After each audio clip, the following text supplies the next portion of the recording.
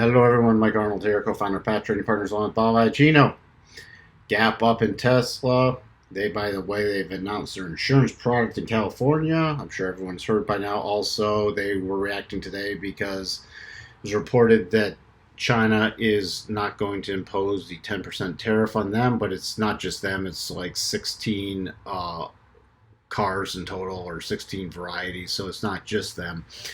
Nice gap up, running up to the 37.5. Sorry about that. Sorry about the scroll. 37.5% retracement level, 232.50 area, and then selling off, finding some support right at the hooking up 21 EMA. There we go. It's having trouble scrolling for some. Oh boy. All right, there we go. Sorry about that back and forth. Okay, so if for next week, below today's low, which was 224.21. We'll be watching for the gap fill.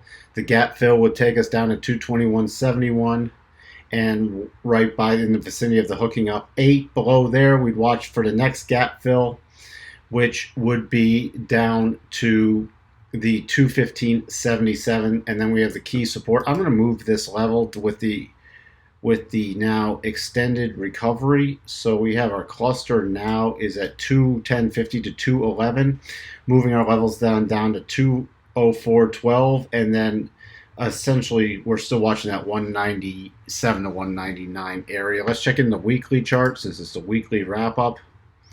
Expand this a bit. So you can see moving up in the rotation zone, but closing just below the rotation zone, closing below the 8 EMA on a weekly basis.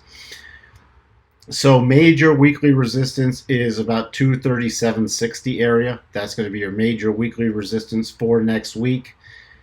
And then what do we have?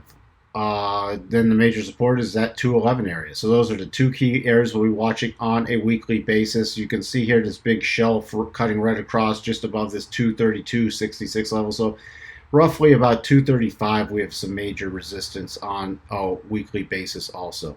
So we have for you on this quick Tesla update, and we'll talk to everyone soon. Bye for now.